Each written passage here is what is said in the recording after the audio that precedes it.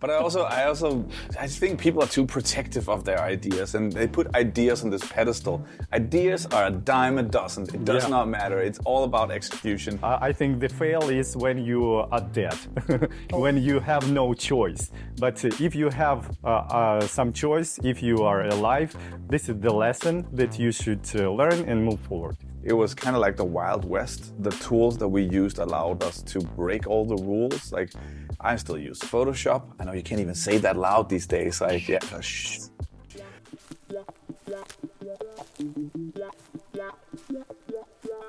My name is Mykyta. I'm a community specialist at MacPaw. Today, we have two very special guests. The first one is no other than Michael Flarup, designer, author, indie game developer, and CEO of his own company. The man behind the iOS and macOS books you can see in front of us on the table. The second guest is my dearest colleague, Sasha Kravchuk. He is the director of design at MacPaw. He leads the design team behind award-winning products like Clean My Mac, Clear VPN, and Clean My Phone. At MacPaw, we believe that great design and user experience are essential for the human-centric products. Today, we want to discuss inspirations and failures along this journey. We'll share experience of working alone or in a team, and talk about our vision for the future of the macOS design community. Michael, let's start with you. Where did it all begin before writing books, developing games, and becoming the CEO? I'm just a graphic designer, right? I don't know. I just always loved computers. And even way back when I got my first Amiga, I was making games on that. And later when I had a PC, I was drawing, little sprites on them to make video games. I actually think that's where my love for drawing things in like a really constrained canvas started. Drawing tiny little 32 by 32 pixel sprites. Luckily that would serve me pretty well later on in life. But and then, I don't know, I just kind of grew up with the early web and just loved making things on the computer, I guess. Questionable digital art, whatever. Wrote a lot of stuff and tried to make video games at an early age. Yeah. Nice, sweet. Did you paint, by the way, before? No. I mean, I was always the kid that drew in school and was told, "Stop drawing. You won't amount to anything." Right? But you nailed it. That's fine. Yeah, you can totally draw in school and amount to something. Yeah. Kids, cool. Get a note. Yeah. Sasha, you had a long way from drawing graffitis and being a self-entrepreneur to become a director of design in an international IT company. How did it all go? How do you feel about it? Oh, it's a long way. And it was interesting between that first point, as you mentioned, graffiti. Yeah, it was so long time ago, but between these 2 points were a lot of things, but I'm also a designer. In the basement, I'm a designer. I started from graphic design as well, but then I switched to how it calls interface, UX, UI design. It has a lot of names. Then entrepreneurship, some own agencies, own design school, even co-working. I tried everything. And then even own startup, and now I'm here.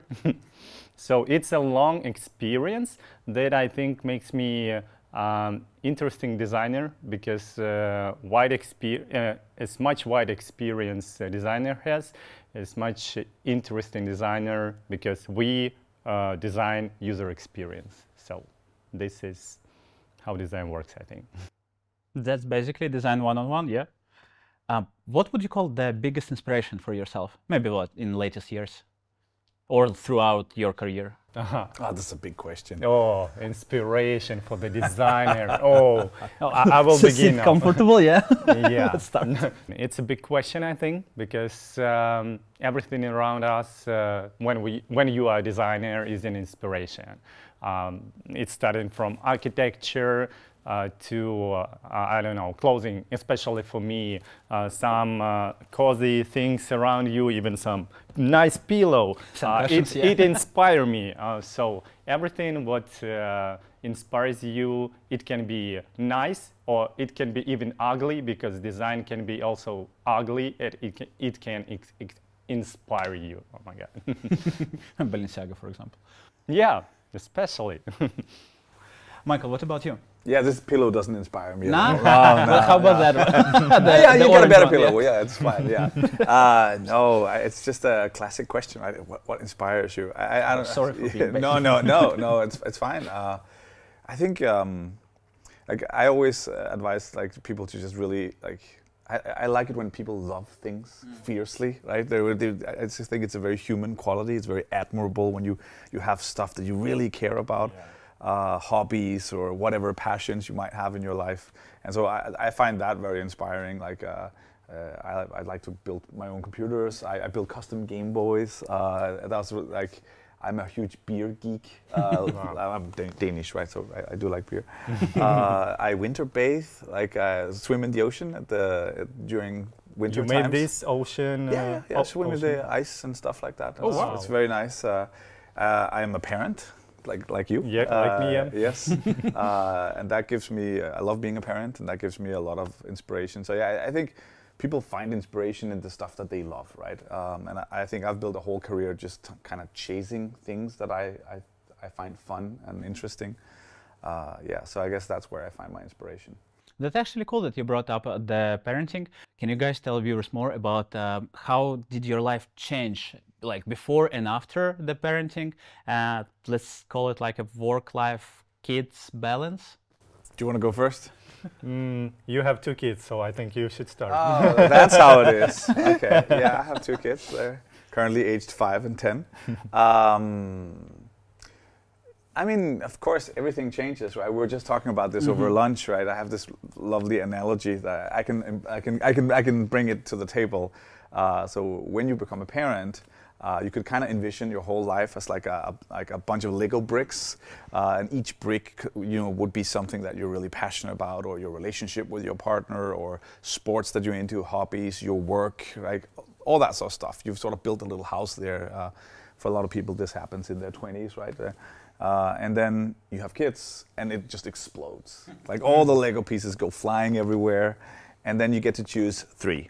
Like that's it. The rest goes into the box. You can play with them later, but that's it. And then your life is kind of constructed around having kids. But I think, yeah, it's an incredibly humbling experience, of course. I mean, I think it's the best thing I've ever worked on, right? Where do you put all other bricks? Where are they now? Yeah, you save them for later. Yeah, for later. Yeah. You hope that they later can come back. You can play with them later, right? So yeah, I mean, that's my experience. I think kids are some of the best stuff that I've ever worked on. It's the best project I've ever built. Yeah, I call it even startup because before the kid I had a startup, and I started to call a newborn a new startup. Yeah, because it's kind of startup. You don't know anything when you start this challenge, especially when it is the first kid. Everything is new, everything is challenging, and it inspires you and even teaches you how to build the new project. So it's maybe not good to call it project, but but we forgive you. No. So basically, what you're saying, that parenting actually prepared you for future work and future challenges. Since, like, after the kid, nothing can scare you anymore. I can say this, yeah. You are much more stronger because you have a lot of challenges to deal with, especially when it is a newborn and you don't sleep at all. And but in the same time, you need to work, and you have a lot of stuff to do. And it's all about, I think, planning, but also about having a goal in your life, because it's inspiring. It's coming back to our previous question, because it's inspiring and it drives you to move forward. I think kids is the best part of the life that can happen to human being, and it's a great project. Yeah. Totally agree. Yeah. Well, as Michael said, yeah, you just choose 3 pieces of Lego and you throw everything away. Like something like this, yeah, and you hope that something else will bring you back. For me, it was like bicycles before, for now, I'm dreaming to come back to this road. Yeah, this hobby. This hobbies. But I mean, it's the best thing ever. Yeah, I would agree. Like, have some more kids out there. That's it changes people for sure. But I wouldn't have it any other way. But I do think it's important to mention that because you asked about it in a work-life balance way. Yeah, exactly. And before I had kids, I was definitely working a lot. I've made a lot of different things, worked on a lot of things. I'm sure it's the same with Sasha. And of course, it's different. Like you learn to prioritize differently. My wife would probably still say that I work a lot, but something has definitely changed there. It's of course when you don't have someone else to take care of, then you can just do all-nighters and things like that. I need to make sure that I catch the last train home so that I'll be there in the morning, right? Yeah, we'll make sure of it. Yeah, sure. Yeah. But I mean, yeah. Yeah, and weekdays, weekends should be only weekends, not working days. Yeah, I agree. This has changed. That's actually great advice for people who are thinking about kids or just got themselves a kid. So let's spill some tea. What were your biggest fails and achievements? Let's start with achievements and then we will go to fails. The biggest achievement through your career? Wow.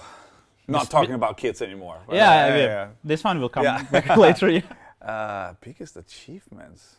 Do I have to answer first and then you're thinking about yours? Is that how it goes? Well, you have an advantage. There are like literally 2 books with your name on it. Yeah. And we cannot tell kids for now, No, we'll just go with kids. Is our wives going to see this? Then kids for sure. No, biggest achievements. Being lucky enough to have a wife. I'm of course very proud of the books. We can talk about the books in a moment. We will. Yes, I think that's a really fun project, and I also could highlight the fact that I think right now in my career I'm in a really good space where we're working on a video game with my company HeyNorthPlay, and it's a Dino Lords. Wishlisted on Steam. Oh, please wishlist it on Steam, yeah, for sure. But it's such an interesting project, and I think it's been a long journey to get here. My studios, we're 15 people now, and we're working on this game. It's mid-production. It's looking really nice. And I'm really proud of those achievements. I think being a graphic designer, I've had to learn a lot of things on the job as a studio CEO. That's a lot of things that they don't really teach you in design school. So I'm of course proud of like having to grow as a leader and trying to professionalize that whole part of my career. But I think mostly like if I zoom out from that, I'm just kind of I think the biggest achievement is kind of constructing this weird career that I have, like this Frankenstein monster of all these different things. And recently, last week I gave a talk in Spain about the career path that I've taken, and it's just been like, I'm just so happy how it all turned out because I had no plan, no clue, right? And I think that's really helpful for particularly young people to hear, is that I just kept chasing things that I thought was fun. I made a lot of mistakes, and then kept trying to apply myself and my ideas, and somehow built this sort of career of all these different things that I do, and I'm very proud. I think that's my biggest achievement, is just being here as a 40-year-old who got rejected from university, and then somehow found my way. I was later invited to speak at that university. As an honorable member. And I showed my rejection letter as the first slide. Nice. But I think the career itself is the achievement. Yeah, somehow you were juggling all of this stuff, and it came together like a solid life. Yeah. That's actually nice. That's pretty cool. Sasha, what about you? What are you most proud of from the career perspective? I think you stole my answer. Yeah, because what do we have? Family, okay. Then you have a career.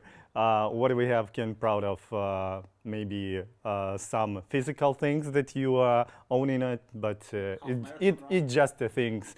So we can be proud of things that we.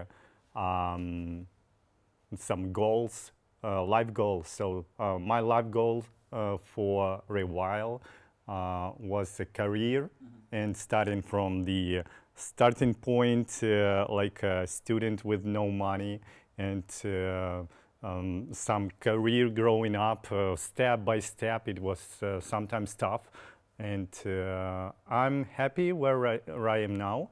I think it's great to be a part of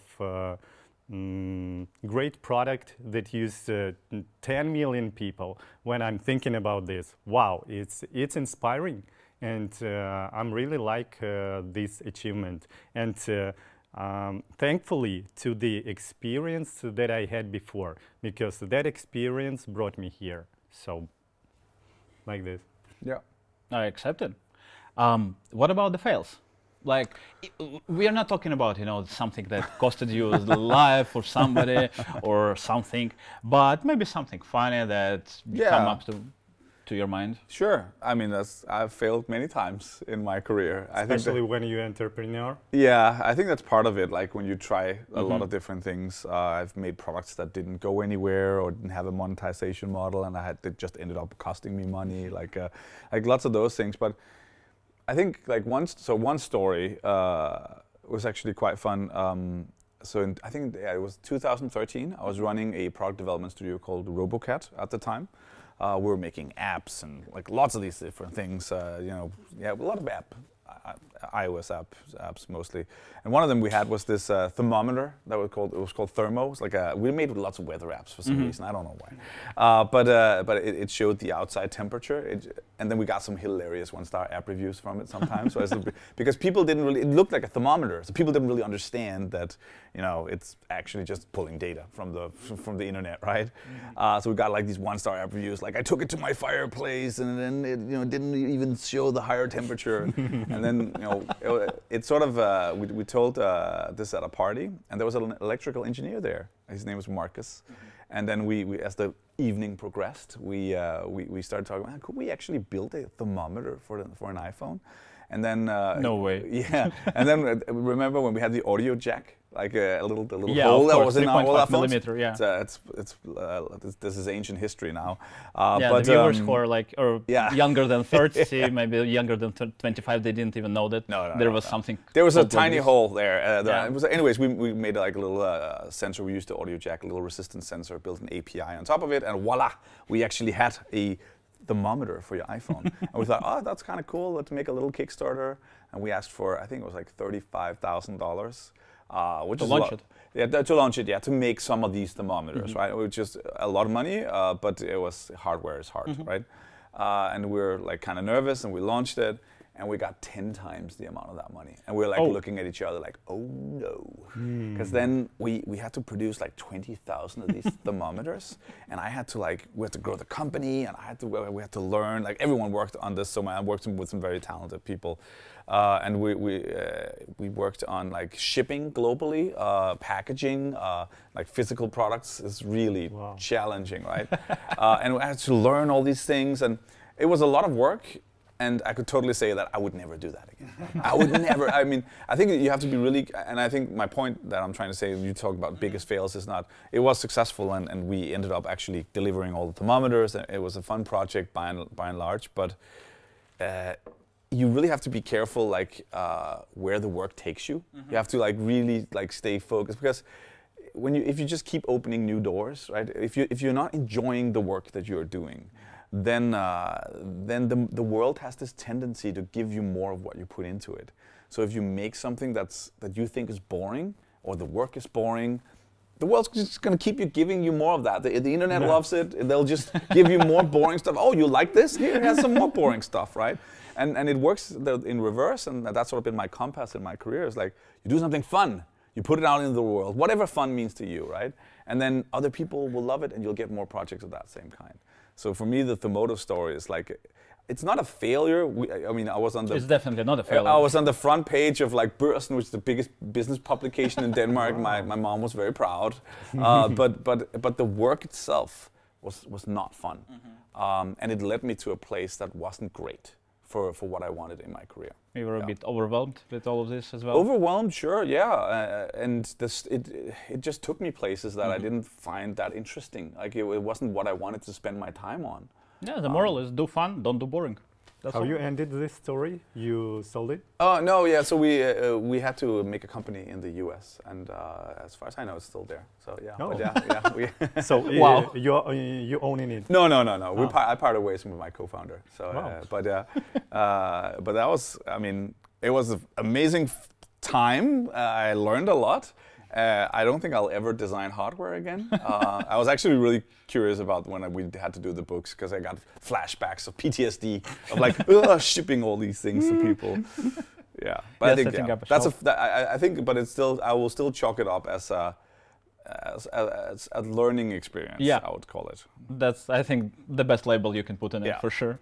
Yeah, let's call not fails, let's call lessons. Yeah, lessons. Lessons, life like lessons. all this business. We don't have problems, we have something. Yeah. You know. Yeah. Sasha, what about you? Anything curious comes to mind? Something Fails. Remarkable? Yeah. It's hard to remember exact fails because I always trying to look at this as lessons. Yeah. Of course. Opportunities to learn. Opportunities, yeah, because it is actually a lesson. Because fail, I think the fail is when you are dead, when you have no choice. But if you have some choice, if you are alive, this is the lesson that you should learn and move forward. I think my biggest lesson was when I made own startup. It was also the field that I wasn't enjoy. It was a B2B thing with corporates, and I tried to sell it. I tried to pitch, and what I understood during this startup phase of my life, that I hate pitching, and I hate asking money from people, from investors, from other people that I don't know. I should lie that my product will be successfully, but honestly, I'm not sure about this. I'm telling that I'm something believe in, but I'm not sure. And this is I hate with the startup thing. And I decided that, okay, I need to work with something that I'm sure with and that I'm enjoying. And I decided that design, because I wanted to move more to business part maybe, but then I turned back to the design and I decided I'm enjoying this. Let's and stick to I should continue this and enjoy the whole my life. So that's actually, we need more people like you who don't like lying about investing and all of this. Just honest people who like to do what they do. Open the door to business saying, oh, no, I'm not. I think it's more about money because people want to have more money and it gives you more money, but maybe less happiness. So I decided maybe I will have less money in my life, but I will be happier person. Yeah. I think and you're happy who you are. Yeah. I think I've made things that I thought would be clever or would make me rich, it would be very profitable. But it's actually the things that I've made out of like pure, like I want this to exist in the world. Like those are the projects that's been the most rewarding to work on. So I think that's important. It's kind of echoing your advice, Like, just be more happy, make more fun things that you want to exist. Exactly. Talking about creating something that didn't exist before, how did you come up with the idea of the app icon book? Because was it like you were sitting browsing app stores, saw some app icons and was like, I should write a book about it? Yeah. Why did you decide that it will be interesting for? Well, for the longest time, I didn't know if it would be. You just wanted to do this. Yeah. If I remember correctly, on Kickstarter, it boomed like this. Yeah, it did. But I was really nervous launching it on Kickstarter. So I mean, maybe continuing the story from before, like app icon design became like a pretty central part of my graphic design career quite early. I really liked making icons. I think icon design is a great primer on design in general because it's everything that you need to master in good graphic design, but in such a confined canvas. I've been running workshops on icon design for years, and people that even don't really know design can go in and make an app icon, and they will have to learn about like scalability, uniqueness, legibility, contrast, like visual hierarchy, like all the little things. It's like a microcosm of design in that little thing. So I've always loved icons. And back before the iPhone came out, I was part of this now steeped in fame, myth, legend forum called MacThemes back in the day. A group of fine people congregated there to customize our computers, right? So we made, like, you guys remember Winamp? We made like, Winamp skins, IRC skins, icon packs. I made so many wallpapers. So we're just kind of making icons for fun and training that skill for a long time. And instead of going out here in Copenhagen for the bars, I'm kidding. I still went to the bars. Yeah, I was like, but I would sit back at home and actually draw little pictures on my computer. Always a hit with the ladies, right? So I'm just drawing little pictures on my computer. But then the iPhone came out. And I think we're a group of people that were like uniquely positioned to make these types of icons and this type of graphic design that we had just been making in our pajamas at home, right? And so that, I think, really catapulted my career because we're quite good at this, and I got so much work. And icons have always been important for interfaces, but it was really popularized by the smartphone revolution. The smartphone revolution was also the app icon revolution, I would say. And so suddenly here is a small group of people that are like really good at this, making this sort of stuff.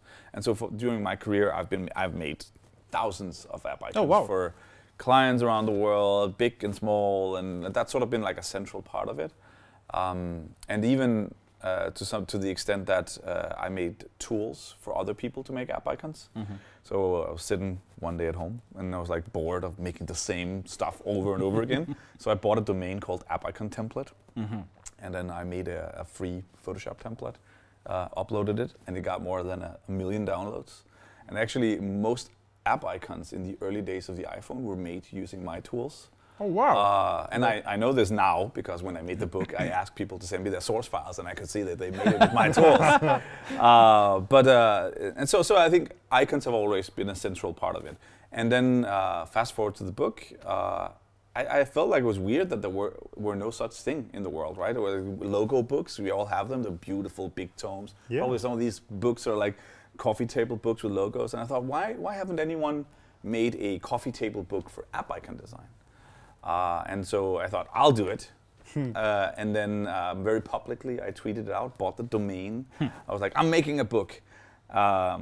And it took 4 years to make this one, the first one. Yeah, the first one was the iOS icon book. Yeah. Everybody forgot the tweet. Yeah, no, people kept me to it. And the thing is, like, it's really tricky to make a book. Like, I didn't want it to just have my work. It would have been much faster just to put my work in it. But I, of course, wanted to capture all of this art that had been produced in the first decade of the iPhone, and later on the Mac also, because I was stupid enough to do it again. But I mean, it was a lot of work, a lot of license agreements. You become like an internet archaeologist, where you have to like dig out of old files and get who do I need to sign, who signs for this and. But it was pretty cool, like, and the books started to come together, and then I did the Kickstarter, because working on something for 4 years, you go a little crazy. Like I can imagine. It's weird, right? And you, right at the end, you're like, do people even care, right? And I also learned something making the book. It was kind of harrowing, actually.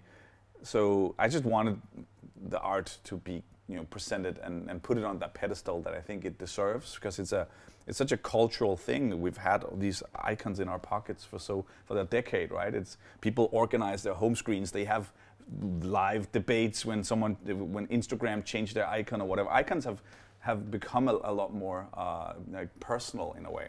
And so I thought, like, we need to capture this, right? But in working on the book, I found out that a lot of the art is disappearing. It's going away. And so it really taught me something about like the ephemeral nature of the work that we do as graphic designers. Everything is on screens. It just kind of disappears. So it's like a memory book of the apps. It ended up being Some of them doesn't exist? No, many of them doesn't exist. This is like a little time capsule of the art that was made. And hopefully the next generation of designers will look at it and think it's pretty cool. Yeah. What do you think about the icons nowadays? Maybe nowadays it's much better, but what I mentioned that a lot of apps don't care about their icons, and they just put circle or a few one. Yeah, I have many thoughts about that. This upsets you? This upsets me, yes. I think, but I also think it's too bad, right? Because I think the icon is the most important visual aspect of any digital product these days. It's even to the point where if you look at branding, which I've also worked in for quite a lot of years, made lots of logos, they are now starting to take on more icon-like qualities, I would say. You see more and more logos. Yeah. Icons and logos are two separate things, right? We could have a whole discussion about that. I always cringe when people call it app logos. It was like, that's not the same thing. But we've seen logos like take on this more square form, and that's of course that's been the influence of the app icon for sure. And I think if people just put their whatever glyph on a colored background, I think sometimes that's fine, maybe, but they're also kind of missing out on making something interesting with their most important visual element. Yeah. They think that it's unnecessary to spend money on this because we have logo, I think. Yeah, probably, but they're wrong. Yeah. They'd be wrong. Another lesson for you, viewers. But also, I think icon design in general is like a great place to start if you want to get into design. I think that's also a good lesson to take away. Is that if you want to get into design and you try to design an app or a website, those things are pretty big to design. There's lots of dependencies, and you have to think about how it all connects and all that stuff. I think icon design is slightly closer to art. And it somehow makes it more approachable for new designers, I think.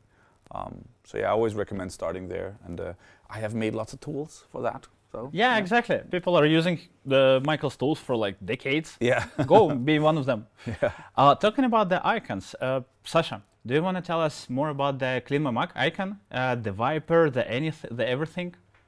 Oh, it's a historical thing. It was created, I think, before I came to the company, and it's a metaphor of cleaning, and it's important part of our identity nowadays, because even when we changed the visual part of the app, the Viper and the iMac, even if we are working on the MacBooks, it stays static because it's the icon. And what we are changing only the visual part, we are making more like 3D, we are making more colorness, we are we are making like more shiny, etc. Also, yeah. It's I more love about them. it. They're great. I think the whole vibe is Thank awesome. you. We have great designers, great graphic designers, and we nailed it. But you also care, and what you said here, I like that about. There's a history.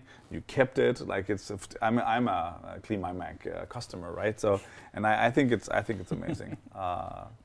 Yeah, like we care about design, and we care because design is one of the most important things in the company, and I think this is how we make success, because it makes us different. That's why we should invest to design. Yeah. You should invest, I don't know, some companies. Yeah. Everybody invest in design. Yeah. Yeah, I mean, I think that's why I left making app design, because it felt like, which of these 3 apps are you designing today? There was a lot of that, right? But I really like what you guys are doing. It's a very colorful interface, and it stands out. And there's a whole experience. You think about animation. You have great icons. Like I think it's good. I think people should care about, sweat the details, right? Yeah. Another big part of Clean My Mac is the sound design. The click when you push the button, when you launch the app with the intro video, etc., etc. Can you tell us more about it? Oh yeah, sound design is a great part of design, and I like that our app has it, because most of them don't care about this. And to be honest, we brought it, I think, from gaming. Because gaming is more about sound. You create this environment, and what we try to create to make this environment. in the new version of the app, we make it more deeper and more like cinematic. We worked with the great studio that we met on the festival, design festival. Oh, okay. It's Zelig Sound. They work with great clients all over the world, and we really proud that we worked with them. So we tried to create some cinematic sound inside of the app, and I think you will like it. Yeah, the sound became so ambient, and you can actually feel it inside of yourself when you launch the app and you have this first intro video.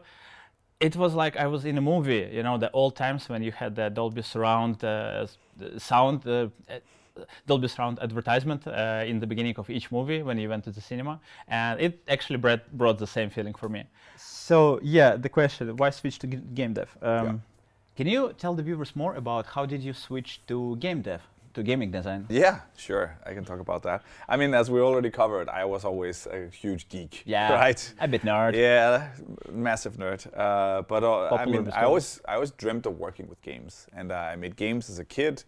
And I think during my career, when I worked in more app design, I always tried to make very gamified experiences. A lot of the apps that we made when I ran RoboCat was almost games or blurring the lines. We also did like lots of sound design and like trying to do fun little things in our apps.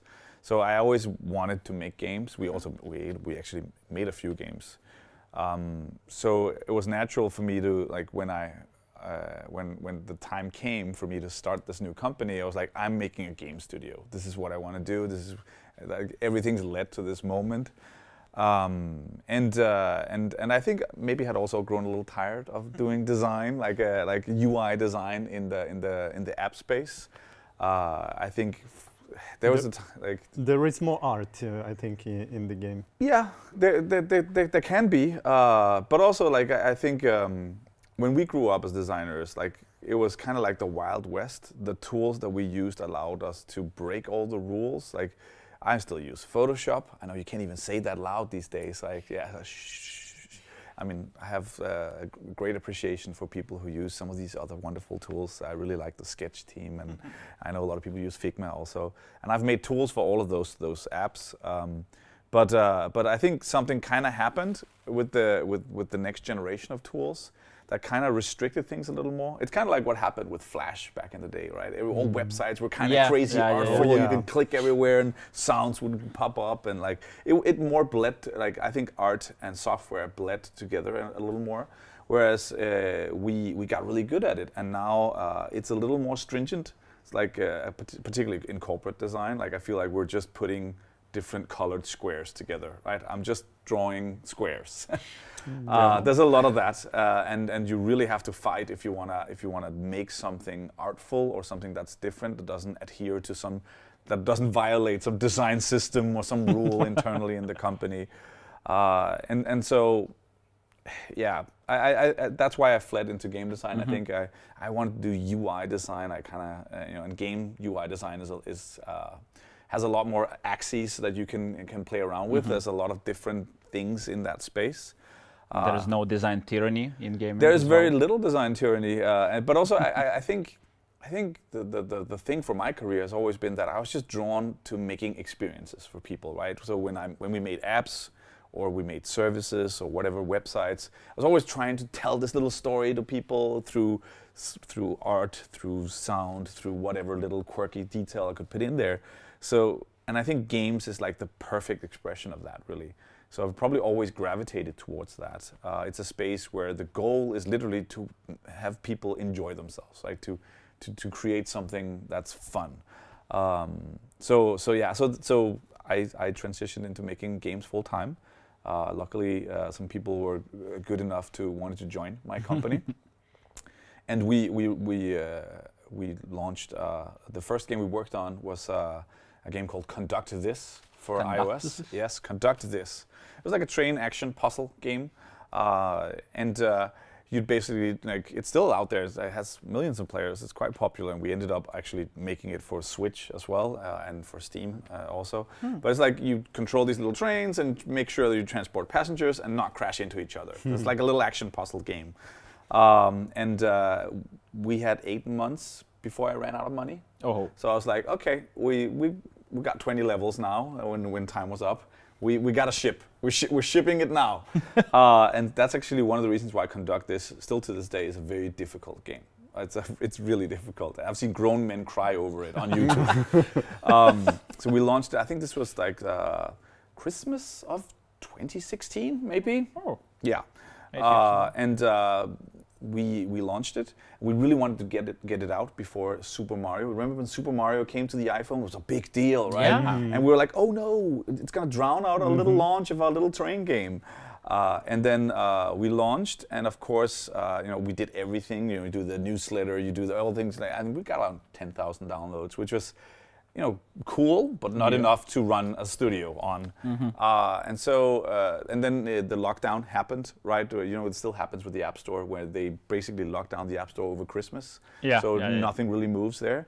And then right before the lockdown happened, some genius person at Apple chose to feature our game. And it was right next to Super Mario. And actually, Super Mario bombed. It was not a very good iPhone game, right? So people were kind of angry at Super Mario, and right there next to it was our little train game. So we got like over Christmas, those 2 weeks there, we got like 1 million downloads, I think. Wow. Which completely changed everything for us. Yeah. It was a much simpler game then. Later on, it's grown a lot. It's a much bigger game now. But yeah, so and then we looked at each other, like, okay, we can build a company. Yeah, well, from 10,000 downloads to 1 million, you can build two companies and still have some out. That's pretty good, and it allowed us to have enough money to make the next game and to fail at some games also, because as we talked about already, you gotta experiment. I think we got kind of lucky with that first game that we did as NorthPlay. So yeah, that's how I transitioned into game dev.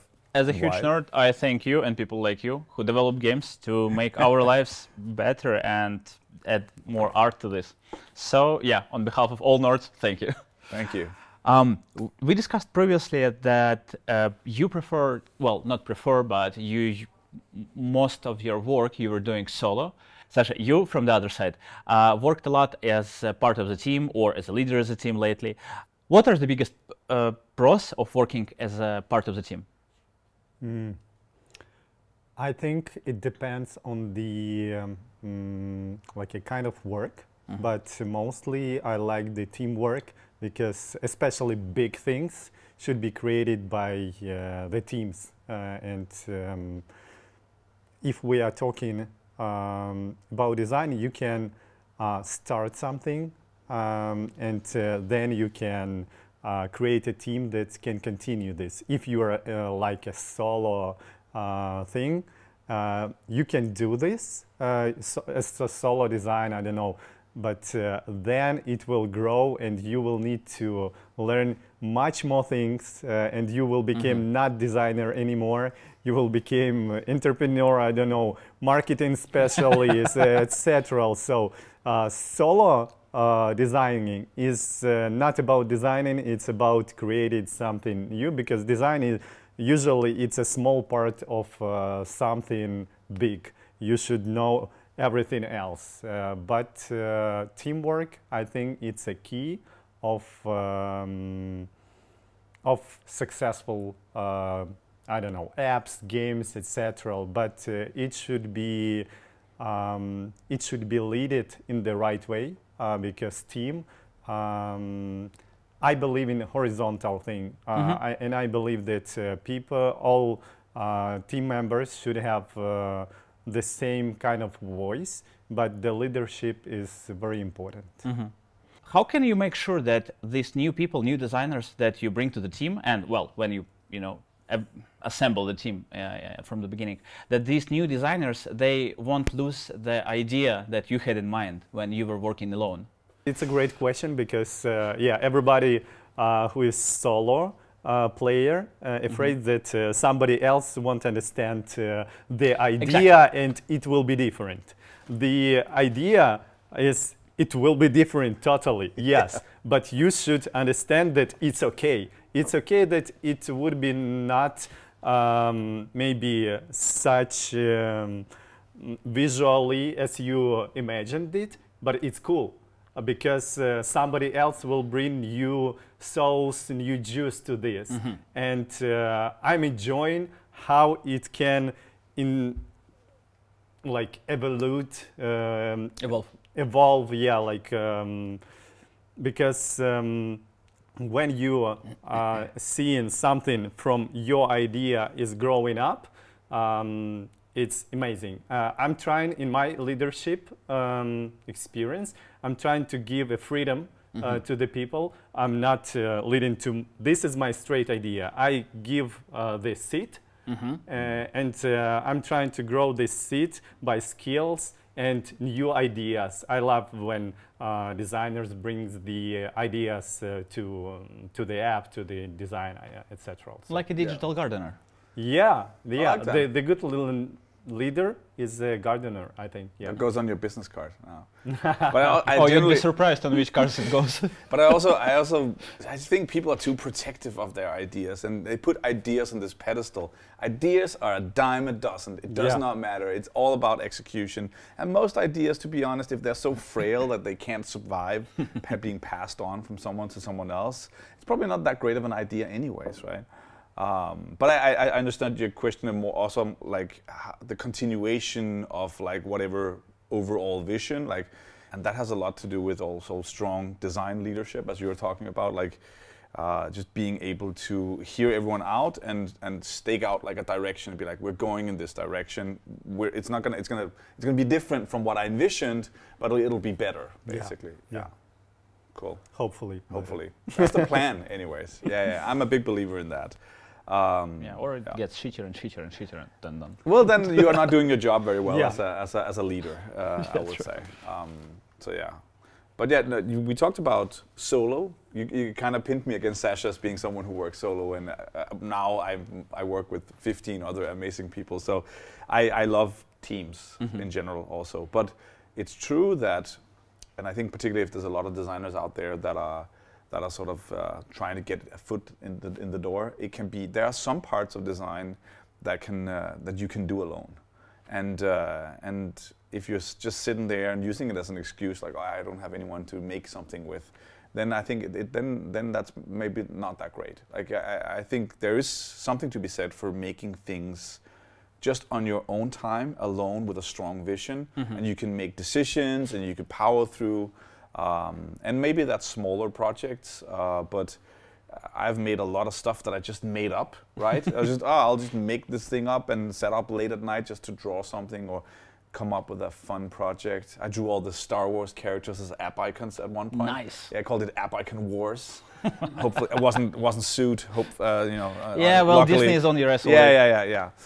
But just coming up with like little fun projects, and I think being a solo designer or developer is great for that sort of stuff. More complex stuff, for sure. Yeah, it will improve if you are multiple people working on it. Also, something that we don't talk about a lot is that we're all very different people. Like it's like it takes different neurotypes to make things, right? So I'm a very extrovert talking designer, and I use my arms when I talk, and but sometimes like my ideas need to be shut down by someone with the cold rationale of like, okay, we can't execute on this or whatever, right? And what the product that comes out of the other end is better. That's why I think we see a lot of great founder pairs where one is a designer and another one is a developer. I think magic kind of happens there. When you have one person that's really analytical and one person that's really visually minded, And then you bring marketing, who knocks on doors and telling the vision is great, we will be millionaires. Yes. I think, by the way, I thought about thing that even if you are a team player on the background, you should stay a solo player as well, because for instance, for me as for designer, even if I am a manager of a big designer team, I'm still a solo player as a designer, because somebody I don't know, some friends of mine or some other guys asking me, please help me with some app design. Yeah. It's interesting for me, and I will work on it by myself, and I will enjoy it because I like to craft something by hands. So yeah, I'm the same. Like we talked about this earlier. People always ask, so do you still design? I was like, hell yeah, I design. So I started this one-man company called Pixel Resort 18 years ago now, and I still do it. I still freelance. I love it when someone writes me to make an app icon. Like, it's mostly app icons these days, right? But logos also, or some UI design, on small scale that I can still do on the side, because it just gives me this fresh perspective, right? It's fun to me. Yeah. And it's very different from running a bigger studio or making games and things like that. I still really just love the art of making pretty pixels, and I think freelance is part of that. And I always try to get people into freelance, even people that have jobs. It's and I encourage. Come to dark side. I encourage my own employees to have side projects. I think you can only get better, right? Basically, freelance is kind of like someone paying you to get better at what you want to get better at. Yeah. And ideally, your job should be the same, but that's not always the case, right? You could have many other responsibilities. So yeah, I think you're exactly right. It's a good exercise to be a solo player still, even though you participate in a team. Yeah, I also have not the studio, it's just a website of myself, and where I'm planning there to share experience, of course, if I will have time. Yeah. But remember, 3 parts of Lego. Yeah. This is that part that in the pocket. Yeah, I think, and that's also another good lesson, is that particularly I see a lot of, this is mostly developers, designers are decent at this, but please get your own portfolio. Even if you're employed, buy a domain, make a website. Designers and developers, you're all creatives, you're all artists. Don't rely too much on network social profiles and stuff like that. Have a portfolio where you control the experience. And if you don't have work to share, this is a secret. So okay, here's the secret, right? The way to get work as a freelancer is to share the work that you're working on right now, right? Yeah. That's how it works in the creative business. That's how it works for these wonderful video people recording us right now. They'll do behind-the-scenes videos, put it on Instagram or whatever, and then and someone will refer them to new clients and stuff like that. Yep. It's the same with designers and developers. I make something, I share it. Again, the loop. The internet loves it, and it gives me more of that kind of project. If you don't have something to share, invent it. Just create it. Oh, I'll redesign something, or I drew 100 pictures of cats or whatever. I'll start up the cat or shoot illustration people blog on the street and make something. Whatever it is, right? But you invent the job. You just got to take the first step. I think that's something I've learned again and again in my career, is that a lot of people, they come up with lots of excuses for not taking that first step. Maybe it's grown too big, that first step, right? And you got to shrink it and just figure out what are the first tasks for me to get to where I want to be. And so I think, and for freelancing particularly, I think that's a great way of doing it. And hopefully someone will pay you to do whatever it is that you want to do. But by the way, when I started my own agency, I didn't have rights to use my previous work. Ooh. And the only way was to create own portfolio for the new studio, was to create some apps, some websites from the scratch. So it was just apps from the air that we imagined, and we worked just first half a year. We just created own portfolio, own apps, and it worked. It worked, and we had really cool first clients. We nailed it. Yeah. So just do that. That's basically. Yeah. Just create a portfolio. That's all you need to do. If not design, what would you do in life? Who did you want to become when you were a kid? Like a firefighter, a space marine? I wanted to become someone who made video games with dinosaurs. Oh, well, look at me now. Moving on. Dinosaurs, it's the idea from the... Yeah, it's like Stronghold Crusaders, but with dinosaurs. That's a pretty good explanation. Well, you succeeded. What about you? What would you do in Okay. life? I think it will be some offline thing. I've already tried to do this, some clothing brand or something like this. I think it can be some. I'm obsessed with coffee, and I would love to create this fun thing that I'm enjoying. Yeah. So this is the thing I want to continue. I want to enjoy my work, and if something will happen, hopefully not. I think I will just make coffee and will enjoy it. Yeah, it's a Yeah. peaceful life. Yeah, I think, yeah, exactly. It's like just, I already feel very privileged, right? It's not that I feel like, oh, I've made it or anything like that. We still need to have a successful game, right? But Yeah, it's still wishlisted. Yeah, Still yeah, waiting for it. good. Everyone go to Steam right now and write Dino Lords and hit wishlist. Yeah, we'll put the link in the, Yeah, in the bio. Cool. But just kind of like living a fulfilling life is just sort of like pursuing creative work that I want to be doing, whatever that is, and that's changed over the years also for me. I think if I wasn't a game developer, I don't know, I'd like the idea of being like a storyteller of some sort, like a writer or. You're doing pretty good at it. Well, I think yeah, maybe. But I mean, if I wasn't in this line of work, I would probably want to try to do that. I love the power of stories and how I can move people. And I'm always in awe of people who are good at writing fiction. So yeah. That's actually another good part of your future life. Hopefully. Yeah, the storytelling. Let's go to the last question. What advice would you give to the beginner designer, Sasha? As question is, as the answer is, don't be afraid to to make mistakes.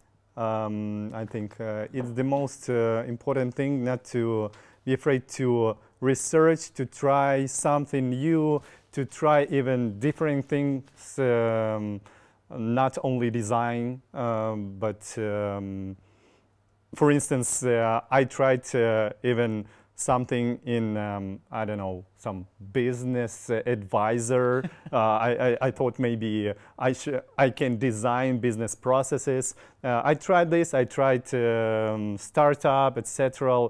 And it gives you experience, and I think it makes you interesting person and designer as well. Mm-hmm. So basically get as much experience as you can while still doing design. Yeah. That's actually a good advice. Michael, what about you? Well, okay. So first of all, I think that you gotta design a lot. If Yeah. you're like just like volume and velocity. Just I made so much crap, and I think it's honestly I think it's good advice. Just instead of working on like one big project, like work on 10 smaller projects. You'll learn more. I also think it's really healthy to have, like we talked about, loving things earlier, having like lots of passions and hobbies.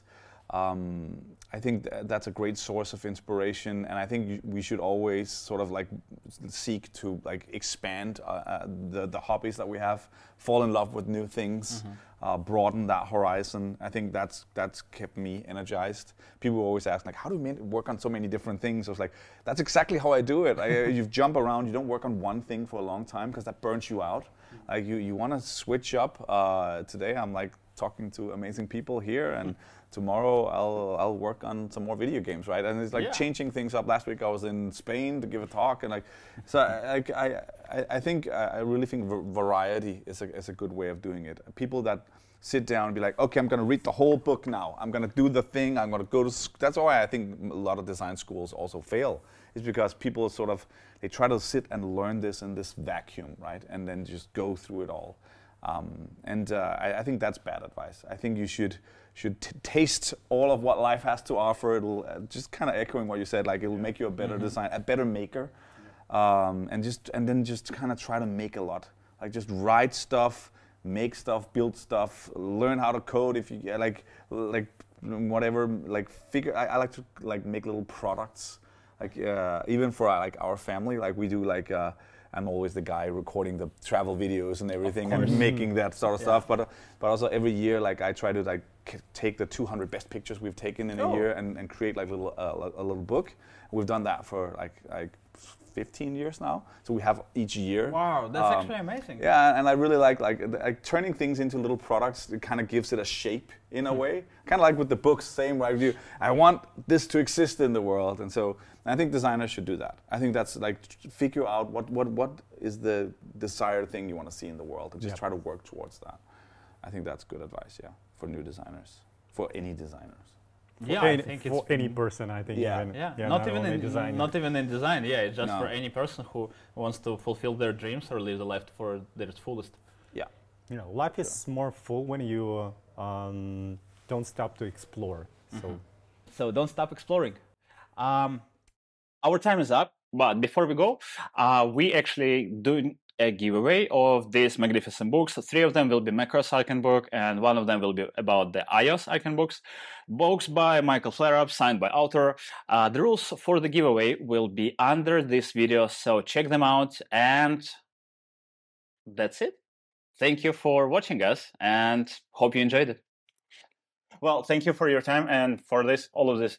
Thank you. Sasha, was always nice to see you. Thank you. And thank you Not remote. for the crew. Guys, you were amazing. Thank you so much.